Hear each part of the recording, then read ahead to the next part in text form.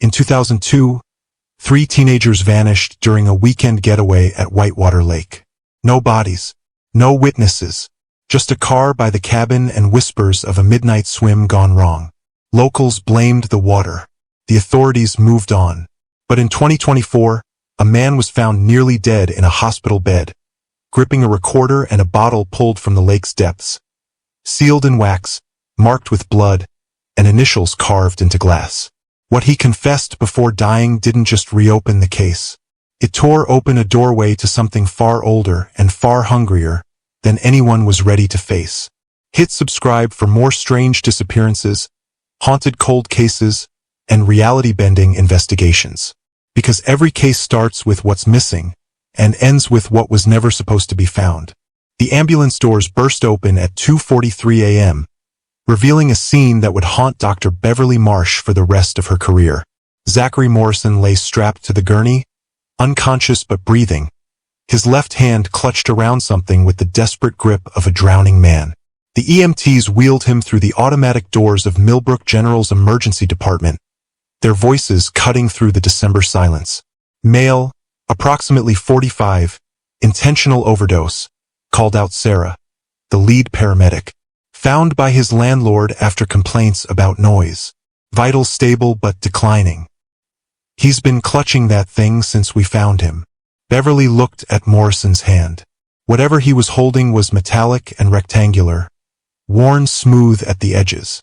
An old digital recorder, the kind reporters used before smartphones made everything obsolete.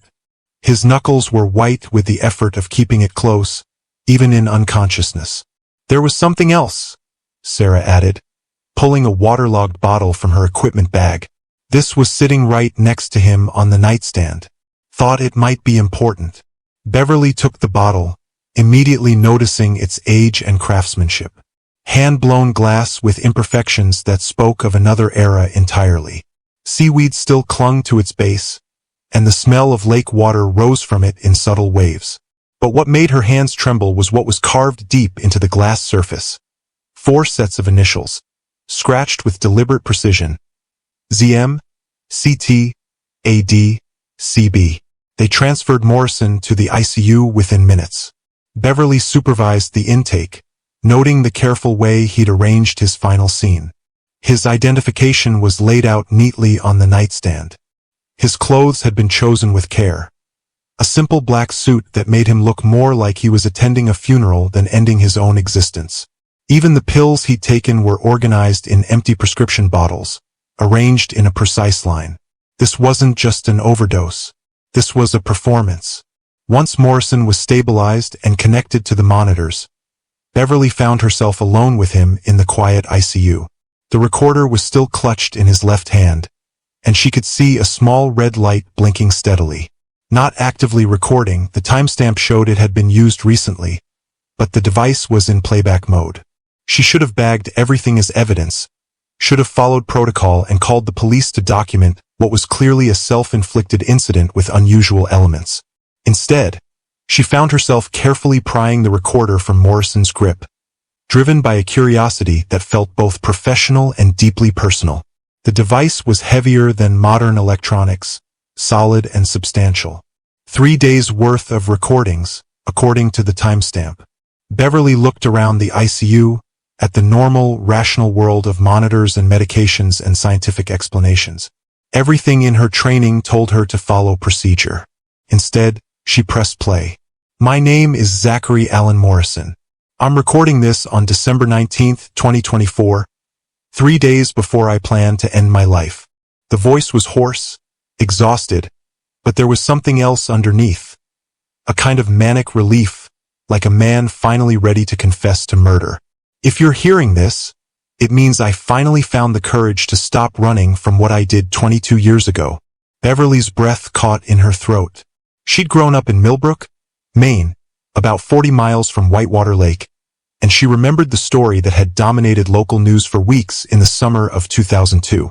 3 teenagers, Cooper Thorne, Annie Delacroix, and Kurt Bachman, had gone to celebrate their high school graduation at an old lakeside cabin. Only one of their group had stayed behind. Zachary Morrison, laid up with what everyone said was food poisoning. The bottle beside this recorder? Morrison continued, and Beverly's eyes flicked to the artifact sitting on the bedside table. I pulled it from the bottom of Whitewater Lake 3 days ago, 40 feet down in water so cold it felt like liquid ice. 22 years it's been down there, waiting for someone brave enough or foolish enough to retrieve it. 22 years since I signed the contract that killed my 3 best friends. Beverly hit pause, her mind racing. The search for the missing teenagers had lasted 9 days. State police, volunteer firefighters, Coast Guard divers, even federal agents when the possibility of foul play couldn't be ruled out. They'd found the teenagers' car parked beside the cabin, camping gear scattered around a cold fire pit, and Cooper's cell phone lying dead in the dirt. What they hadn't found was any trace of Cooper, Annie, or Kurt. The official explanation was drowning. Whitewater Lake was deep and cold, fed by underground springs that kept the water near freezing even in the height of summer. 3 teenagers, probably drunk, probably showing off for each other, had gone night swimming and gotten into trouble. Their bodies had likely been swept into the underwater cave system, where they might never be recovered. Beverly remembered the memorial service, held at Millbrook High School 2 weeks after the search was officially called off. She'd been a senior then, 2 years behind the missing students but old enough to understand the weight of the loss. The entire town had attended, cramming into the gymnasium to honor 3 bright young people whose futures had been cut tragically short. She remembered Zachary Morrison too, though she hadn't known him personally. He'd sat in the front row between his mother and Annie Delacroix's parents, looking smaller and more fragile than his 18 years should have allowed. When he'd spoken during the service, a brief, choked tribute to his 3 best friends, his voice had broken completely, and he'd fled the stage in tears. Poor Zach Morrison, people had whispered afterward. Survivor's guilt was a terrible thing, especially when you were young. Thank God he'd been too sick to go with them that weekend. Lucky him, they'd said. Lucky him. Now, 22 years later, she was looking at Morrison's unconscious form in her ICU, silver-haired and lined with the kind of wear that came from hard living and harder choices. And he was talking about contracts and murder and bottles pulled from lake bottoms. Beverly pressed play again. I need to tell someone about what really happened that weekend, Morrison's voice continued, and she could hear him moving around in the background, the sound of papers rustling. About the choice I made. About why I let them go alone when I knew. God help me, I knew what was waiting for them at that cabin. The recording crackled with static, and Beverly had to turn up the volume to catch Morrison's next words. Everyone thinks I was sick that Friday. Food poisoning from bad catfish at Morrison's diner. That's what the newspapers reported. Poor Zach, too sick to join his friends for their graduation celebration. But I wasn't sick, Dr. Marsh. Beverly's blood went cold. How did he know her name? I made a choice. The wrong choice. And Cooper, Annie, and Kurt have been paying for it ever since.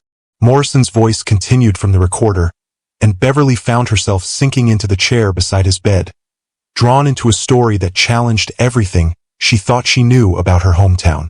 I've been planning this confession for months, Morrison said, his voice steady despite the gravity of his words. Researching you, Dr. Marsh. Your background, your credentials, your reputation for thoroughness and integrity. You're exactly what I need. Someone with no connection to my family. Someone who won't be dismissed as complicit when they present the evidence. Beverly looked around the ICU, at the normal world of monitors and medications. The bottle sat on the bedside table like an accusation, its carved initials catching the fluorescent light. To understand what happened to Cooper, Annie, and Kurt, Morrison continued, you need to know about my family, about what we really were in Millbrook. The Morrisons weren't just another struggling family in a dying mill town. We were something else entirely. Something that had been hiding in plain sight for over a century. Beverly leaned closer to the recorder, caught despite herself in Morrison's narrative. We were recruiters, Dr. Marsh, suppliers, and every 25 years, when the time came to renew the old agreements, we provided what was required. What was required was young blood, the willing sacrifice of people who trusted us enough to follow us into darkness. Morrison paused, and Beverly could hear liquid being poured, the sound of a man fortifying himself for what came next. My great-grandfather, Silas Morrison, came to Millbrook in 1923. He wasn't running toward something, he was running from something. From a responsibility that had been passed down through his family for more than a century. The Morrison family originated in Scotland, in the Highlands where the old ways never quite died out. Beverly found herself thinking of the stories her own grandmother had told. Tales of the old families who'd settled in Maine's backcountry and the strange customs they'd brought with them. For generations, the Morrisons had served as intermediaries, Morrison continued, go-betweens for entities that existed in spaces between our world and others. These things needed human contact to maintain their connection to our reality, and they were willing to pay for that service. Morrison's breathing was steady, controlled, as if he'd rehearsed this confession many times. The agreements were formalized as contracts, legal documents that bound both parties to specific terms of service. The entities provided protection and prosperity to the communities they oversaw, good harvests, mild winters, immunity from natural disasters. In exchange, human families agreed to provide caretakers when needed. Beverly thought about Millbrook's history, how the town had weathered economic downturns better than neighboring communities, how natural disasters seemed to pass them by. For almost 200 years, the Morrison family fulfilled their obligations. Every generation, when the time came, we identified suitable candidates and helped them understand their destiny. It was considered an honor to be chosen for service to forces that maintained cosmic balance.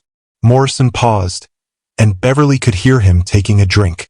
But my great-grandfather, Silas, began to have doubts. He started researching the history of other families who'd served similar roles, tracking down records and testimonies. What he discovered horrified him. The entities weren't benevolent guardians. They were parasites. The word hit Beverly like a physical blow. Ancient things that fed on human energy and creativity, using the caretaker contracts to establish sustainable feeding grounds while slowly draining the life from everyone around them. The protection they provided wasn't altruistic, it was territorial. They kept other supernatural threats away not to help humanity, but to preserve their exclusive hunting ground. Morrison's voice grew more urgent, as if he was racing against time to finish his story. Silas discovered this truth in 1922, while preparing for what was supposed to be his first recruitment cycle. He was 24 years old, recently married, and horrified by what he'd learned. So he ran, gathered his wife and infant son, my grandfather, and fled Scotland in the middle of the night. Beverly could picture the scene. A young family abandoning everything they'd known to escape an ancient obligation. For a while it worked. Silas settled in Millbrook, started a small logging business, raised his family in what he thought was safety. He never told his son about their heritage, never explained why they'd really left Scotland. He thought the past could stay buried. Morrison's voice carried the weight of inevitable tragedy. But the contracts don't die with the people who sign them. They pass to the next generation, and the next, waiting for the right moment to be called in. That moment came in 1978, when Magnus Whitmore died at his cabin on Whitewater Lake. Beverly knew that name, every longtime resident of Millbrook did. Whitmore had been a local legend, an anthropologist who'd supposedly gone crazy in his final years. Whitmore had been researching the Wabanaki tribes that once lived around the lake. He'd found references in their oral histories to guardians beneath the water, entities that required human caretakers. The tribes had made agreements with these things centuries before European contact. When disease and displacement wiped out the tribes, the agreements remained in force, waiting for new caretakers. Morrison explained how Whitmore had spent years trying to reestablish contact with the entities. 3 days before his death, he'd succeeded, signing a contract binding himself to 25 years of service. But Whitmore had no children, no direct descendants. So the contract defaulted to the next available bloodline, the one that had been hiding in Millbrook for over 50 years. The Morrison family. Beverly felt her stomach drop as she understood what Morrison was describing. When the authorities found Whitmore's body, they also found a letter addressed to my grandfather, Jeremiah Morrison. Maps, genealogical charts, and a very clear message. The family's time of hiding was over. The old debts had been called in. Morrison's voice grew darker. My grandfather tried to ignore it, but within 6 months, strange things started happening around Millbrook. Livestock dying without explanation. Crops failing despite perfect weather. Children disappearing near bodies of water. The message was clear. Fulfill the contract, or watch the community suffer. Beverly thought about local folklore she'd grown up with, stories about the hungry waters of Maine's backcountry. So my grandfather made a deal.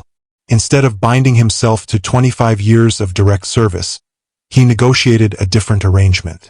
Every generation, one member of the Morrison family would identify suitable candidates, young people who could be convinced to take on the obligations willingly. For souls every 25 years. Morrison explained the cycles. His grandfather had selected 4 teenagers in 1953. His father had done the same in 1978, the year Whitmore died. And in 2002, Morrison said, his voice breaking slightly, it became my turn to provide what was required.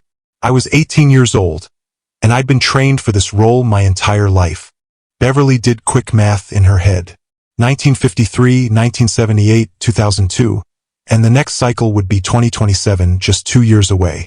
I'd been preparing Cooper, Annie, and Kurt without them knowing it, Morrison continued. Learning their secrets, understanding their motivations. I knew exactly what would make them willing to follow me into darkness. Morrison's voice took on a different quality now, clinical, almost detached, as if describing a scientific experiment rather than the betrayal of his closest friends. I began studying Cooper, Annie, and Kurt during our sophomore year, not as friends but as subjects. My father had given me detailed instructions on psychological profiling, how to identify exploitable weaknesses, how to build trust that could later be weaponized. Beverly felt sick as she realized the level of calculation Morrison was describing. Cooper Thorne was the easiest to read. Brilliant kid, but he'd grown up feeling invisible. His parents were successful. Father was a lawyer, mother taught at the community college, but they were always too busy to notice him. Teachers overlooked him in favor of more charismatic students.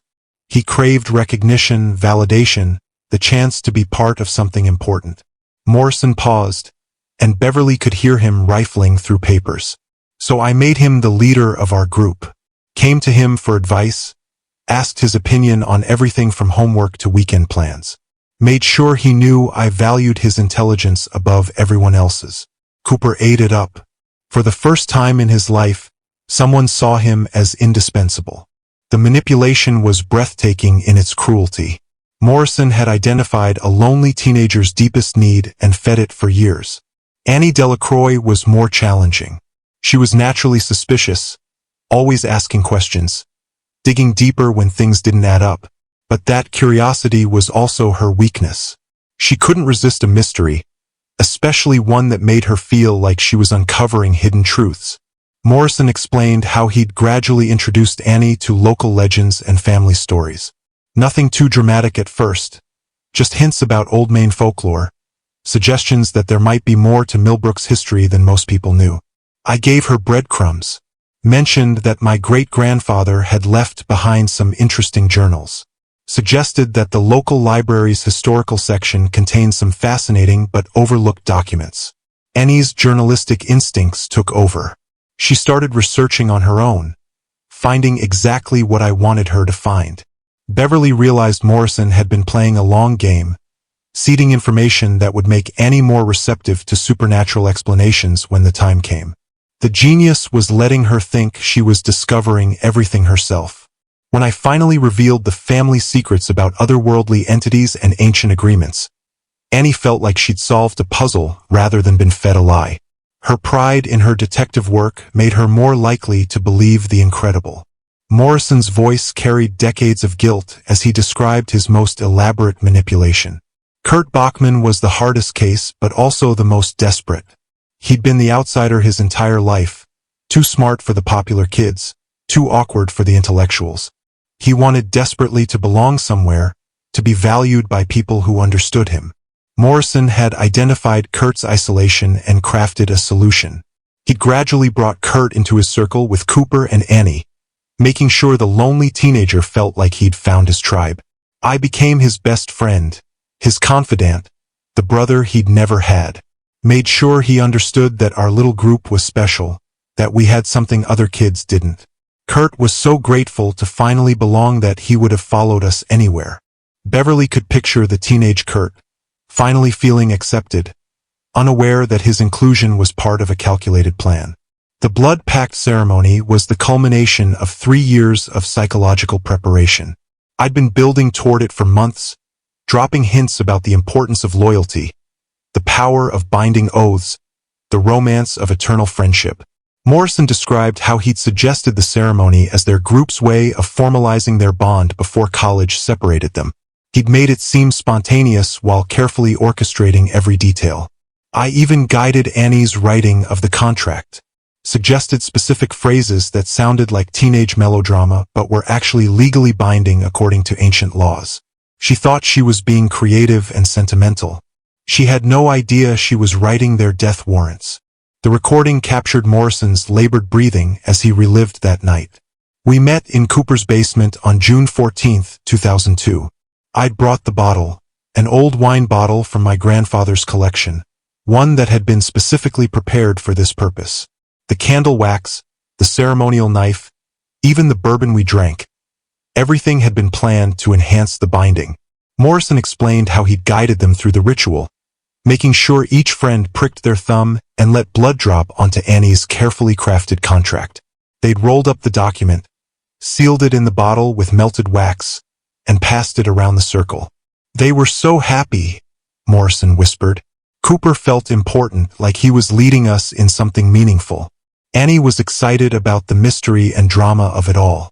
Kurt was glowing because he finally had brothers and a sister who would never abandon him.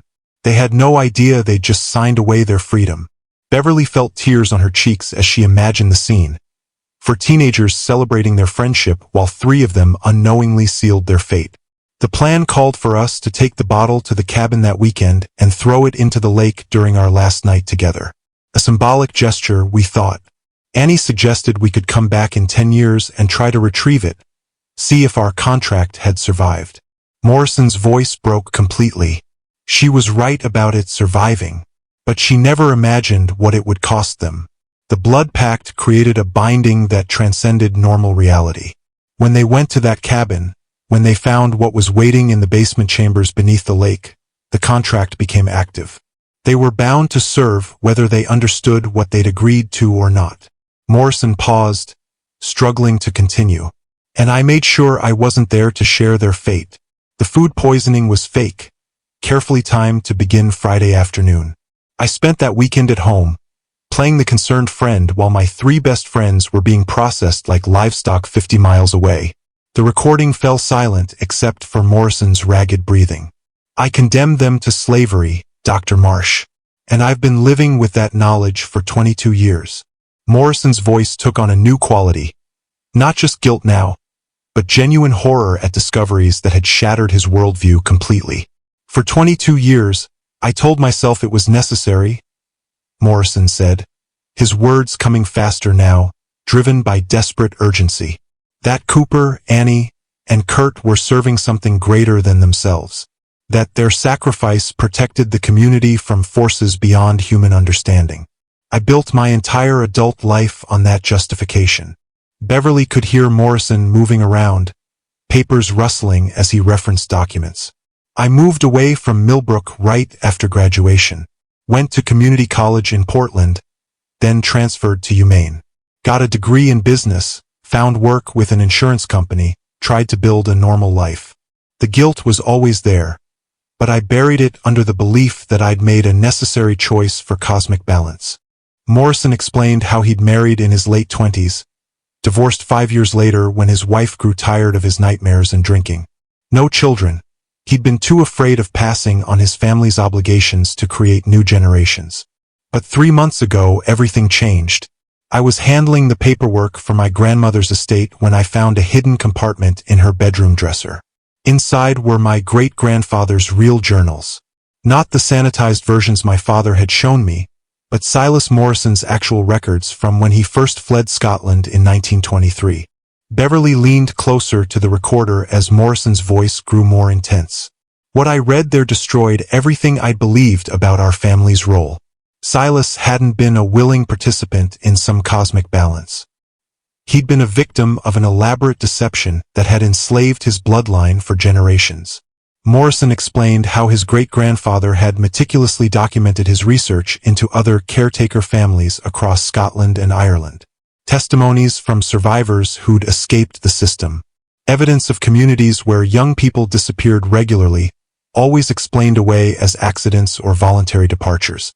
The entities beneath the lakes and rivers weren't guardians maintaining cosmic balance. They were exactly what Silas had discovered them to be: parasites, ancient things that fed on human energy and creativity, using the caretaker contracts to establish sustainable feeding operations while slowly draining the life from everyone around them. Beverly felt her stomach turn as she understood the implications. The protection they provided to communities like Millbrook wasn't altruistic charity. It was territorial behavior. They kept other supernatural threats away not to help humanity, but to preserve their exclusive feeding grounds. Like farmers protecting their livestock from wolves. Morrison's voice grew stronger, fueled by righteous anger at the deception. And the consequences of not fulfilling the contracts. Those were lies too. The disasters that befell communities when agreements weren't honored weren't punishments from cosmic forces maintaining universal balance. They were attacks by the entities themselves, designed to force compliance through terror. Beverly thought about Cooper, Annie, and Kurt, spending 22 years in some underwater prison. Their life force being slowly harvested to sustain creatures that existed outside normal reality. Silas's journals contained testimony from a woman named Moira MacLeod, whose family had served similar entities in the Scottish Highlands for over 2 centuries. She'd escaped in 1891 after witnessing what really happened to the young people her family provided. Morrison explained how MacLeod had described the gradual draining process. The entities didn't simply kill their victims. They sustained them in a state of living death, harvesting their creativity, their personalities, their essential humanity year by year until nothing remained but empty shells performing tasks they no longer understood. According to MacLeod's testimony, the entities fed on human potential. They preferred young people because their life force was strongest, their creative energy most potent. They would keep victims alive for decades, slowly consuming everything that made them human, while maintaining their bodies as vessels for continued harvesting. Beverly felt bile rise in her throat as she imagined her former classmates trapped in such a fate. But the most horrifying revelation was about the disposal process. After 20 to 25 years, when the victims were completely drained, the entities would dispose of the empty husks and demand fresh replacements. The caretaker families were told their loved ones had been promoted to deeper service. But MacLeod had seen the truth. There were no promotions, no deeper service. Just death after decades of spiritual consumption. Morrison's breathing became more labored as he continued his confession. MacLeod had escaped by discovering something crucial. The contracts could be voided if deception could be proven. The ancient agreements required willing service, and if the caretakers could withdraw their consent while still alive, if they could demonstrate that the contracts were entered into under deliberately false pretenses, the entire binding could collapse. Beverly felt a spark of hope amid the horror. That's when I realized Cooper, Annie, and Kurt might not be lost forever. MacLeod's research had shown that other families had included protections in their binding ceremonies. Legal language disguised as sentiment, escape clauses hidden in flowery prose. Morrison explained how he'd gone back through his memories of their blood-pact ceremony, remembering Annie's insistence on writing the contract herself, her careful word choices that had seemed like teenage melodrama. Annie was pre-law at Columbia, even drunk on bourbon and caught up in the emotion of our friendship ritual. She was too smart to sign something without building in safeguards. I just hadn't understood what those safeguards were until I read Silas's research. Morrison's voice dropped to barely above a whisper. There's an escape clause hidden in the 3rd paragraph of our blood pact, disguised as romantic nonsense about eternal friendship and unbreakable bonds. Annie wrote, "Should any member of this fellowship discover that the bonds herein described extend beyond the natural world into realms unknown, and that such extension was concealed from the signatories at the time of agreement, Then let this contract be rendered null and all parties released from their obligations. Beverly felt chills run down her spine as she understood what Morrison was describing. Annie had suspected something even then. Some part of her understood that our ceremony might be more than symbolic, and she'd written legal language into the contract that could void it if deception could be proven. But proving deception requires evidence that key information was deliberately withheld from the signatories. Morrison's voice grew urgent again. That's where my family's records become crucial, Dr. Marsh. Everything needed to activate Annie's escape clause is waiting for you in Safety Deposit Box 247. Morrison's voice took on a new urgency as he outlined the elaborate plan he developed to free his friends from their supernatural prison. The evidence exists to prove deliberate deception, but there's a fundamental problem. I can't present it myself, Morrison said, his breathing more labored now. As long as I remained alive, the entities could claim I was orchestrating an elaborate fraud to save myself from guilt. They could argue that everything was fabricated, that a desperate man would say anything to absolve his conscience. Beverly found herself gripping the recorder tighter as Morrison explained his dilemma. The ancient laws governing these contracts are specific about testimony from interested parties. A living person has motivations, desires, reasons to lie for personal gain. But a dead man has nothing to benefit from his own testimony. Death removes the question of self-interest entirely. Morrison paused, and Beverly could hear him taking what sounded like a large drink. That's why I had to plan my death so carefully, Dr. Marsh. This isn't just escape from 22 years of guilt. It's a legal maneuver designed to exploit supernatural contract law. My death authenticates everything I'm telling you, makes it impossible for the entities to dismiss the evidence as fabrication.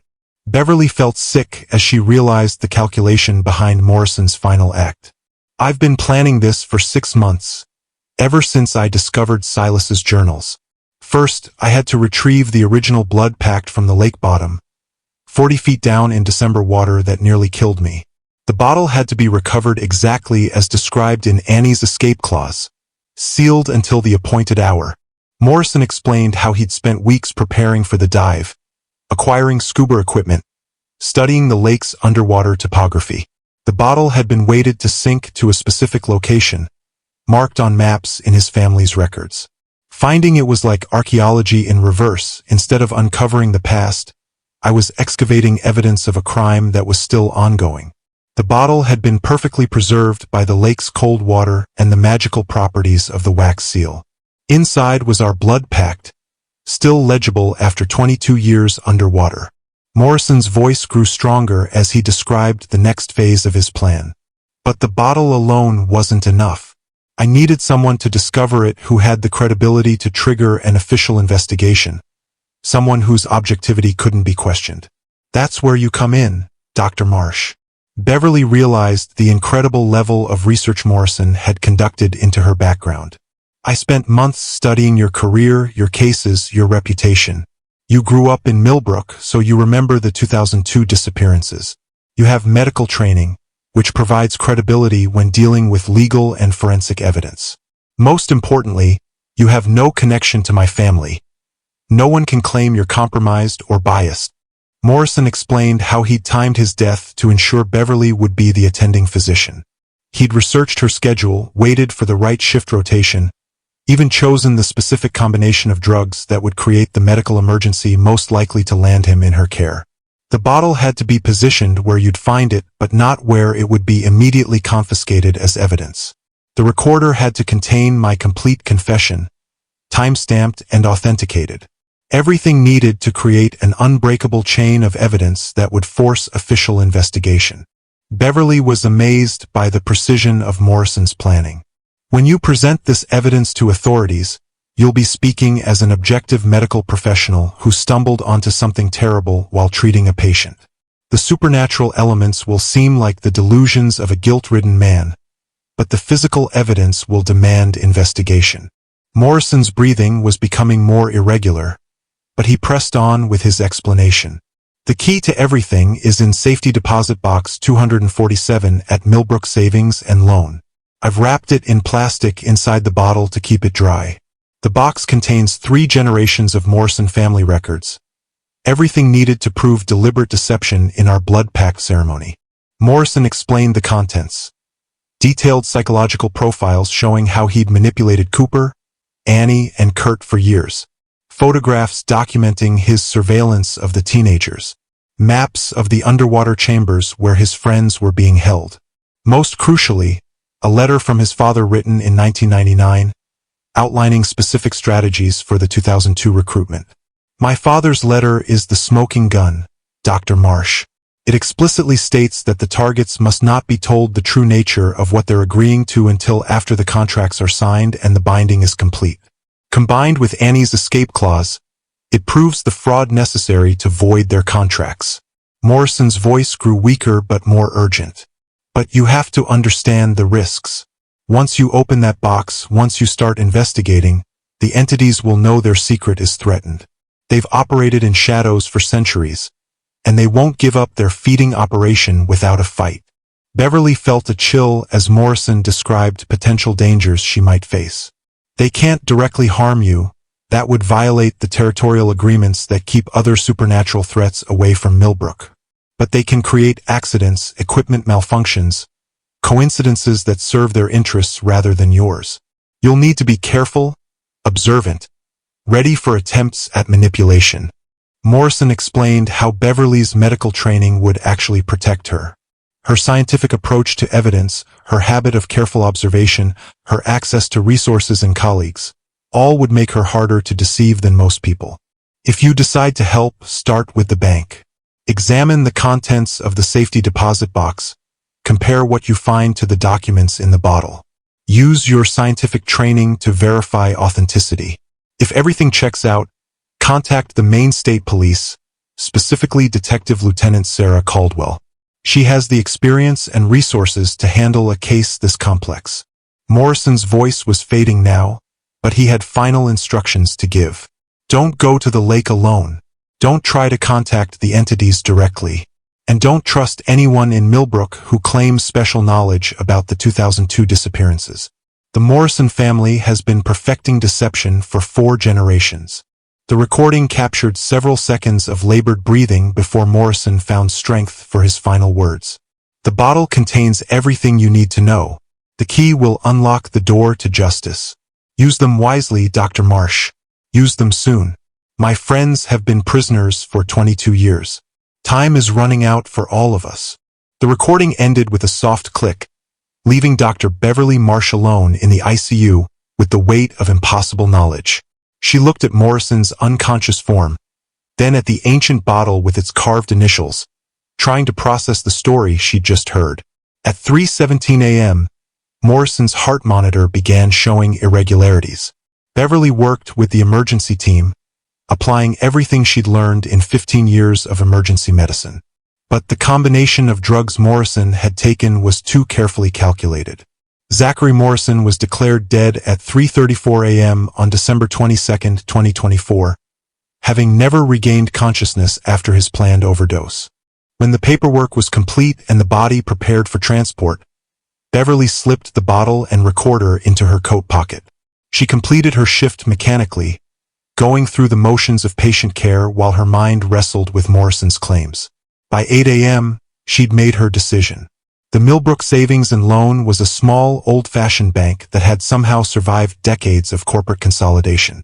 Beverly had driven past it thousands of times but never had reason to go inside. Now, sitting in the parking lot as morning frost melted on her windshield, she felt like she was crossing a threshold from which there would be no return. The bank opened at 9 sharp. Margaret Holloway, the assistant manager, was polite but cautious when Beverly explained she needed to access box 247 under the name Silas Morrison. Beverly showed her the brass key extracted from the bottle, along with her medical credentials and Morrison's death certificate. This is unusual, Margaret admitted, examining the documents. That's one of our oldest accounts. The box rental has been maintained by the Morrison family since 1963, but we haven't had an access request in over 20 years. Margaret led Beverly to a small room lined with safety deposit boxes. Box 247 was larger than Beverly had expected, nearly 2 feet long and a foot wide. Margaret used her master key in conjunction with Beverly's brass key to open the lock, then discreetly withdrew. Inside were manila folders, photograph albums, and leather-bound journals, all meticulously organized with dates and subject headings in careful handwriting. Beverly's hands trembled as she lifted out the first folder, labeled in bold letters, Recruitment Protocols, 2002. The contents made her stomach turn. Detailed psychological profiles of Cooper Thorne, Annie Delacroix, and Kurt Bachman, written in clinical language that reduced Morrison's friends to collections of exploitable weaknesses. Cooper was described as having strong need for validation stemming from parental neglect. Recommend positioning as special chosen leader. Annie was noted for intellectual curiosity that can be weaponized through gradual mystery revelation. Kurt was characterized as desperate for belonging, vulnerable to peer pressure and abandonment threats. Each profile was accompanied by surveillance photographs, dozens of them showing the teenagers at school, at work, in private moments when they thought they were alone. The images were clearly taken without their knowledge, using telephoto lenses and hidden vantage points that suggested extensive stalking operations. Beverly opened the next folder with shaking hands. Historical records, previous recruitments, contained evidence of crimes spanning decades. Photographs showed young people from different eras, clean-cut teenagers from the 1950s, hippie-era youth from the 1970s. In each case, early pictures showed normal, happy faces. Later photos revealed something terrible: hollow eyes, distant expressions, as if the subjects were no longer fully present in their own bodies. The documentation was chillingly bureaucratic. Rebecca Harrison, Thomas Walsh, Jennifer Murphy, David Chun, recruited 1953, processed June 15th to 17th. Initial resistance overcome through standard conditioning protocols. All subjects achieved optimal productivity levels within 6 months. Transferred to permanent service stations July 1953. Expected extraction date 1978. Margaret Kemp, Stephen Torres, Lisa Baldwin, Robert Kim, recruited 1978, processed June 18th to 20th. Stephen required additional motivation techniques but ultimately compliant. All subjects maintaining acceptable energy output. Current assignment: deep water maintenance and barrier reinforcement. Scheduled for disposal 2003. Beverly realized she was looking at evidence of systematic human trafficking refined over generations. Each set included detailed biographies, service records, and disposal schedules written in the same clinical language used to manage livestock. But it was the third folder that made her nearly close the box and leave. Operational Procedures Subject Management contained instructions that read like a manual for slavery. Feeding schedules designed to maintain health while maximizing energy extraction. Conditioning techniques to break resistance and ensure compliance. Most horrifying of all, disposal protocols for when subjects became inefficient. Standard termination requires complete energy extraction before physical disposal to prevent waste. Replacement subjects should be identified minimum 6 months in advance. Bodies processed through acid dissolution to eliminate evidence. Cover stories must be prepared for family inquiries. Suggest voluntary departure or accidental death. Beverly's hands shook as she read documentation of murder disguised as bureaucracy. But there was more. A document in Morrison's own handwriting, dated 3 months earlier, Confession and Testimony Zachary Morrison, October 2024. I can no longer live with what my family has done. The Morrison bloodline has participated in systematic enslavement and murder for over 70 years. Cooper, Annie, and Kurt are not dead in any conventional sense, but they are not alive as human beings should be. They exist as energy sources for parasitic entities that drain their creativity, their personalities, their essential humanity. I have discovered that the contracts binding them can be voided if deliberate deception can be proven. Annie Delacroix, even as an 18-year-old, was smart enough to include escape clauses in our blood pact. But I cannot present this evidence myself. I am too compromised by guilt and complicity. Dr. Beverly Marsh, if you are reading this, then my plan has succeeded. You are the only person who can save my friends from the hell I condemned them to. Everything you need is in this box. The truth, the evidence, the proof of fraud required to activate Annie's escape clause. Beverly found the final crucial document, a letter from Morrison's father to Morrison, dated May 15, 1999, written on Morrison Construction Company letterhead. Son, as you prepare for your role in the 2027 cycle, remember the cardinal rule. The subjects must never know the true nature of their agreement until after binding is complete. Let them believe they are participating in harmless teenage bonding. Their ignorance is essential for contract validity. Only after the binding is sealed can they be informed of their actual obligations. The 2002 targets have been well chosen. Cooper Thorne's need for importance, Annie Delacroix's curiosity, Curtis Batchman's desperation for acceptance. All can be exploited. Follow the psychological profiles I've prepared. Build their trust over 3 years, then guide them to willing participation in the blood pact ceremony. Remember, willing participation is legally required, but willing simply means they consent to the ceremony, not that they understand its consequences. This distinction has protected our family for generations. The letter was signed Your Father, Edgar Morrison, and included detailed manipulation strategies for each teenager. Beverly sat in the small room for nearly an hour, photographing every document with her phone. When she finally emerged, carrying copies of the most damning evidence, she felt like she was carrying proof of war crimes. She drove directly to Augusta. The main state police headquarters in Augusta was a modern building that projected authority and competence.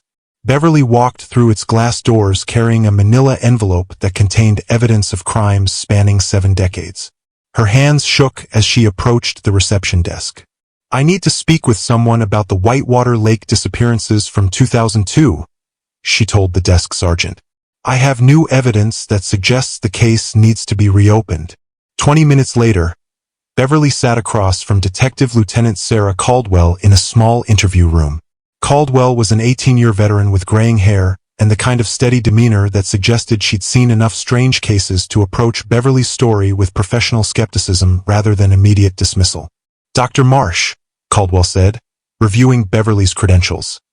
You understand that the Whitewater Lake case was officially closed over 20 years ago. The victims were presumed drowned after an exhaustive search found no evidence of foul play. What kind of new evidence are we talking about? Beverly opened her envelope and began laying out documents, psychological profiles, surveillance photographs, operational procedures, and Morrison's confession letter. 3 days ago, I treated a suicide victim named Zachary Morrison. Before he died, he left me evidence suggesting that Cooper Thorne, Annie Delacroix, and Kurt Bachman weren't victims of an accident. They were kidnapped and enslaved as part of a conspiracy that's been operating for decades. Caldwell picked up one of the psychological profiles, scanning the clinical language that described Cooper's vulnerabilities in disturbing detail. This is quite elaborate. Can you walk me through how you obtained these materials? Beverly explained Morrison's carefully orchestrated death, the recording he'd left behind, and the evidence hidden in the safety deposit box. As she talked, Caldwell examined each document with the trained eye of someone who'd spent years distinguishing genuine evidence from fabricated claims. According to Morrison's confession, Beverly continued, his family operated as recruiters for a human trafficking operation. They identified psychologically vulnerable teenagers and manipulated them into situations where they could be abducted and used as forced labor. Caldwell studied the photographs from previous recruitment cycles, noting the progression from normal teenagers to hollow-eyed victims. These images could have been doctored. Photo manipulation technology has existed for decades. That's why I brought originals rather than copies, Beverly said. Your forensics people should be able to determine authenticity. Caldwell appreciated Beverly's attention to evidentiary standards. Too often, people brought her conspiracy theories supported by nothing more than speculation and wishful thinking. The documentation is certainly extensive, Caldwell admitted, flipping through pages of operational procedures. If genuine, this represents one of the most sophisticated criminal enterprises I've ever encountered. But I have to ask, what exactly are you requesting that we do? Reopen the investigation, Beverly said. Send dive teams back to Whitewater Lake to search for the underground installations described in these maps. Interview surviving family members of previous victims to look for patterns that were missed in earlier investigations. Use these psychological profiles to trace how the Morrison family identified and approached their targets. Caldwell nodded, appreciating Beverly's systematic approach. And if we find evidence supporting Morrison's claims? What then? Then you'll have exposed one of the most sophisticated criminal conspiracies in Maine's history, Beverly said. And you might be able to save 3 people who've been held captive for 22 years. That statement made Caldwell pause. You believe the 2002 victims are still alive? Morrison's confession suggests they are. According to his family's records, victims aren't killed immediately. They're used as labor for extended periods before disposal.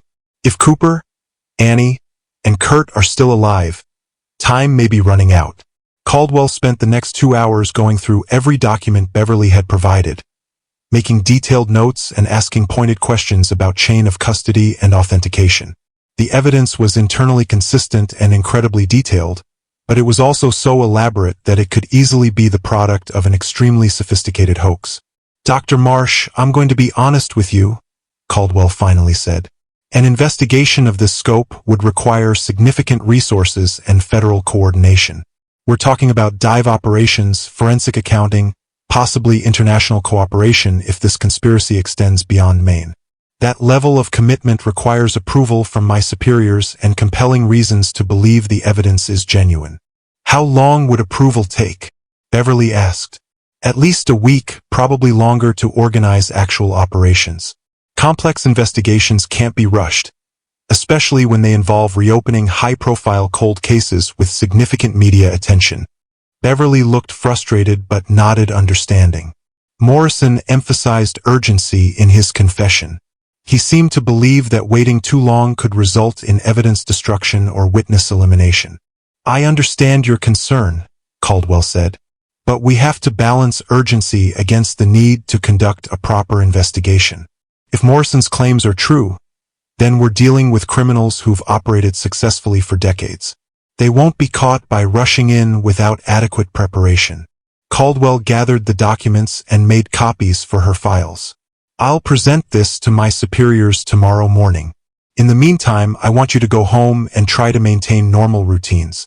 If there's any truth to Morrison's claims about ongoing criminal activity, the perpetrators might be monitoring anyone who shows interest in the case. Beverly gathered her materials and prepared to leave, but paused at the door. Detective Caldwell, what if Morrison was right about timing?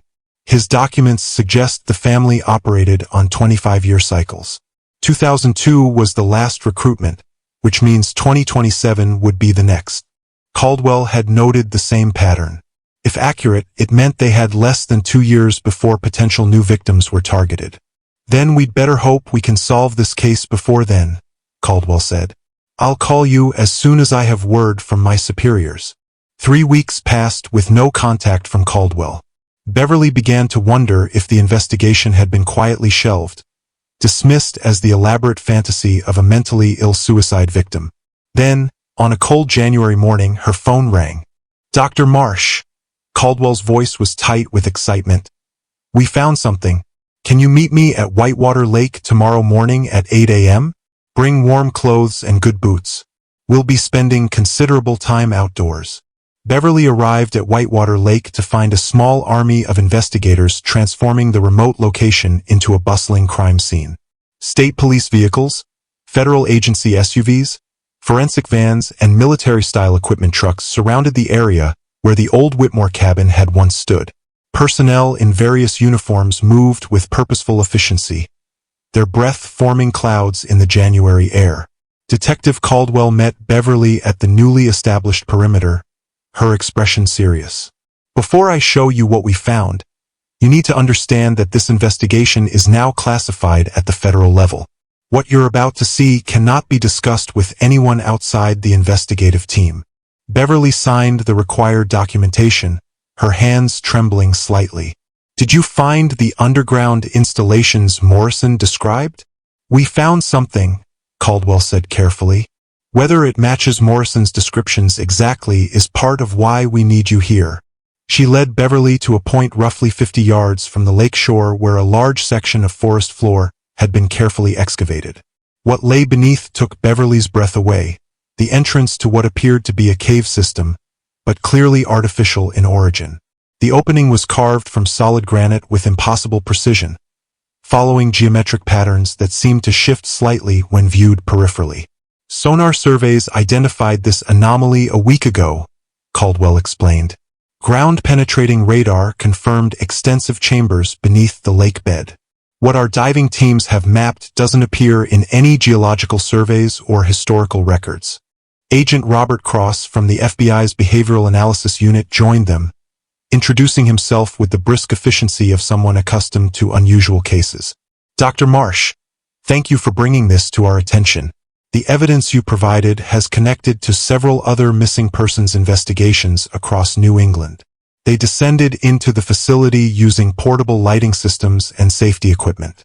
The tunnels were exactly as Morrison had described, carved with inhuman precision, following geometries that seemed designed for purposes beyond simple transportation. The walls bore a faint phosphorescent quality that provided just enough ambient light to navigate safely. The first chamber they entered was vast, easily 100 feet across with a ceiling that disappeared into darkness above their heads. The walls were covered with symbols that seemed to shift and flow when viewed in peripheral vision, telling stories in languages that predated human civilization. The symbols appear to be some kind of writing system, Cross explained, playing his flashlight across the walls. We've had linguists and anthropologists examine photographs, but they don't match any known script or language family. The patterns suggest extreme age, possibly predating European contact by centuries. Beverly moved closer to examine the symbols, feeling an inexplicable sense of familiarity that she couldn't rationalize. There are 12 chambers total, Caldwell continued, leading Beverly deeper into the complex. Each appears to serve a different function, though we're still working to understand what those functions might have been. The next chamber contained what were clearly living quarters, functional spaces that could have housed several people comfortably. The furniture was handmade but skillfully crafted, and personal items scattered throughout suggested long-term habitation by multiple individuals over extended periods. We found clothing and personal effects dating back to the 1950s, Cross said, gesturing to carefully catalogued evidence bags. Items that match missing persons reports from across New England.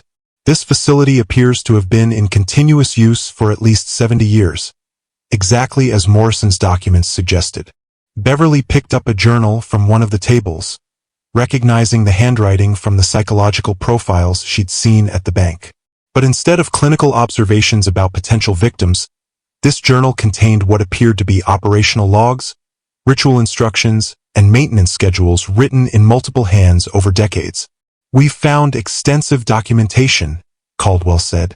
Schedules, procedures, records that corroborate much of what Morrison claimed about his family's activities. The level of organization is extraordinary. This was clearly a sophisticated operation maintained across generations.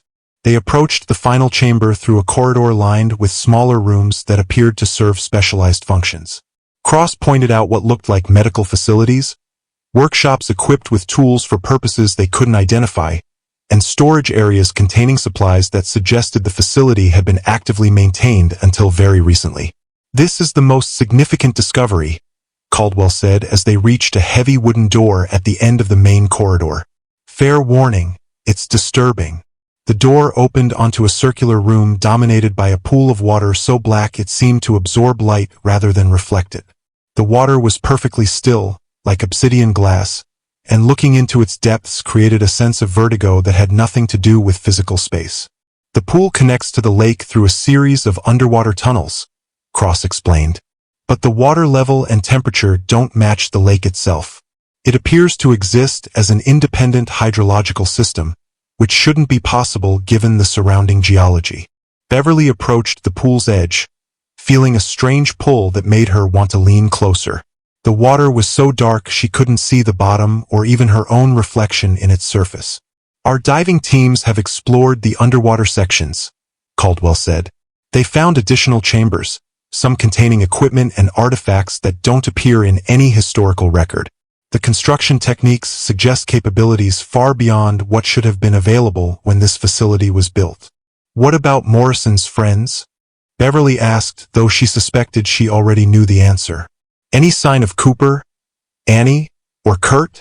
Caldwell and Cross exchanged meaningful glances before Cross answered. That's the most puzzling aspect of our investigation.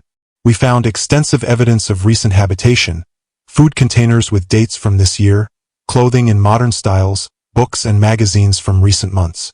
Personal items that suggest the facility was occupied until very recently. But no people, Caldwell added. It's as if the facility was evacuated shortly before we arrived. Everything left in place, but no sign of whoever was living here. Beverly felt a chill as the implications sank in. Morrison died 3 weeks ago. If someone had been monitoring his activities, they would have known he'd exposed the location, Cross finished. Yes, we've considered that possibility, which raises questions about where the occupants went and whether they might try to reestablish operations elsewhere. Beverly stared into the black water, thinking about 3 teenagers who'd been missing for 22 years. Had they been here all along, living in these chambers, serving purposes she could barely comprehend? And if so, where were they now? Caldwell produced a waterproof evidence bag from her jacket. There is one more thing. We found this in the main living quarters, addressed specifically to you. Beverly's hands trembled as she took the waterproof bag from Detective Caldwell. Inside was an envelope with her name written in careful, formal script that looked somehow familiar yet impossible.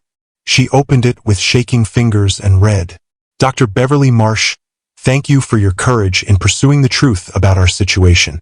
The evidence you provided was sufficient to void the contracts that bound us, and for the first time in 22 years, we are free to make our own choices.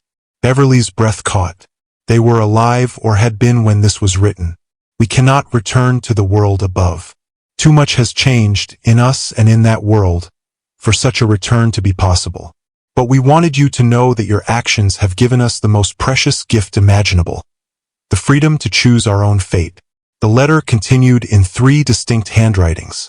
Cooper wanted you to know that he finally got to be part of something important, the breaking of cycles that have claimed dozens of victims over decades.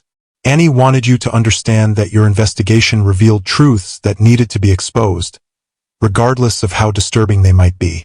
I wanted to thank you for giving us back our names, our memories, and our right to decide what happens to us next. The entities that held us have withdrawn to deeper realms, seeking other arrangements in other places. The facility you have discovered will remain empty, a monument to the horrors that human greed and ancient hunger can create when they work together. We go now to a place where ancient contracts have no power and human suffering cannot be exploited for the benefit of things that should never have been allowed to interact with our world. Tell our families, if you can, that we are finally free. Tell them we are finally at peace. The letter was signed, with gratitude beyond measure, Kurt Bachman, for Cooper Thorne, Annie Delacroix, and myself. Beverly read it 3 times, tears streaming down her face. They had been here. Morrison's friends had survived 22 years of captivity, and somehow her investigation had freed them. But they were gone now, vanished into whatever sanctuary they'd found beyond the reach of their captors. Over the following months, the investigation expanded into one of the largest missing persons cases in Maine's history. Agent Cross coordinated with databases across New England, finding connections to unsolved disappearances in Vermont, New Hampshire, and Massachusetts. Similar patterns emerged, young people vanishing near remote lakes, always explained as accidents or runaways, with no bodies ever recovered. The underground facility yielded decades of documentation that corroborated Morrison's claims. Hidden chambers contained operational logs written in multiple hands, detailing the processing of new arrivals, productivity metrics for evaluating their usefulness, and disposal protocols for when subjects became inefficient. Most disturbing were the personal effects recovered from the living quarters. Items belonging to dozens of missing persons cases dating back to the 1940s, each carefully catalogued and preserved. The scope of the Morrison family's operation was staggering. They had been systematically kidnapping and trafficking young people for over 70 years. Federal forensic accountants traced financial records showing how the operation had been funded. The Morrison family had received regular payments from shell companies with no visible business operations, money that appeared to originate from sources that couldn't be tracked through normal banking systems. 6 months after Beverly first heard Morrison's confession, Detective Caldwell called to inform her that the investigation was officially concluded. 17 families are getting closure about missing relatives, Caldwell said during their final meeting. Some cases going back 7 decades. Physical evidence has definitively linked the Morrison family to at least 12 disappearances, though we suspect the actual number is much higher. The underground facility was thoroughly documented by forensic teams, photographed from every angle, and cataloged with scientific precision. Then it was sealed by federal court order, classified as both a crime scene and a potential public safety hazard. The official explanation describes it as an elaborate bunker system constructed for unknown purposes using forced labor, Caldwell explained. The more unusual aspects of Morrison's claims, the references to supernatural entities and ancient contracts, aren't part of the public record. Beverly understood. The psychological profiles, ritual instructions, and descriptions of otherworldly beings were too disturbing for public consumption and too difficult to prosecute in conventional courts. No charges were filed against living individuals. Everyone directly responsible for the crimes was dead, and statutes of limitations had expired on most potential offenses. The Morrison property was seized under federal asset forfeiture laws and would eventually be sold, with proceeds going to a victim compensation fund. Beverly received formal commendations from both state and federal authorities for her role in exposing the conspiracy. Several families wrote to thank her for finally providing answers about their loved ones' fates, even if those answers raised as many questions as they resolved. But privately, many investigators believed Beverly had been manipulated by an elaborate hoax. Morrison's supernatural claims were dismissed as the delusions of a guilt-ridden man who'd constructed an elaborate fantasy to explain his friend's disappearance. The physical evidence was real enough, Agent Cross told her during their final interview. The facility, the documents, the proof of crimes, all genuine. But the stories about ancient entities and supernatural contracts, that was Morrison's way of processing overwhelming guilt over his family's very human crimes. Beverly never corrected these assumptions. She understood the need for rational explanations in official reports, and she'd learned that truth often wore forms that couldn't be captured in legal documents or scientific analysis. She kept Morrison's original recording and Kurt's letter in a new safety deposit box, along with copies of documents deemed too sensitive for the official record. Some truths were too dangerous to share but too important to destroy. The case was officially closed in December 2025, exactly 1 year after Morrison's death. Beverly received a final call from Caldwell confirming that all physical evidence had been processed and the investigation was complete. "We did good work," Caldwell said. 17 families have answers they never thought they'd get. That has to count for something. Beverly agreed, though she knew the full truth was more complex than any official report could capture. Morrison's friends hadn't just been victims of human trafficking. They'd been prisoners in a system that transcended normal criminal understanding. And somehow, through Morrison's sacrifice and her investigation, they'd found freedom. The lake remained empty. The facility beneath it stayed sealed. The Morrison family records were stored in federal archives where they would remain classified for 50 years. But Beverly knew that somewhere beyond human understanding, 3 friends had chosen their own ending at last. 3 weeks after the case was officially closed, Beverly received an unexpected package at the hospital. It arrived with no return address, postmarked from a location she didn't recognize, simply listed as elsewhere with no postal code or country designation. Inside was a single photograph and a brief note written on paper that felt strangely warm to the touch. The photograph showed 3 people in academic robes standing before what appeared to be a university building. But this wasn't any institution Beverly had ever seen. The architecture defied conventional understanding. Spires that seemed to twist upward beyond the frame, doorways that appeared to lead to spaces larger than the building could contain, windows that reflected not the surrounding landscape, but something that looked like starlight even in daylight. The three figures looked older than the teenagers who had disappeared from Whitewater Lake, but not as old as they should have been after 22 years. Their faces showed a peace and contentment that Beverly had never seen in any of the photographs from Morrison's files. They looked, she realized, like people who had finally found their true calling after a very long journey. Cooper stood tall and confident, his sharp features softened by genuine happiness. Annie's wild auburn hair caught light that seemed to come from no identifiable source, her inquisitive eyes bright with knowledge she'd fought decades to obtain. Kurt's gentle features radiated the kind of belonging he'd always desperately sought, the awkwardness of his teenage years replaced by quiet dignity. On the back of the photograph, written in 3 different hands, was a simple message. "We graduated at last. Thank you for helping us find our way home. CT, AD, CB. Beverly stared at the image for a long time, tears blurring her vision. Cooper Thorne, Annie Delacroix, and Kurt Bachman had found something beyond the reach of earthly contracts and ancient hungers. They had graduated from their captivity into something she couldn't fully understand but felt profoundly grateful to have helped make possible. She placed the photograph in a frame on her hospital desk, where it remained for the next 20 years of her career.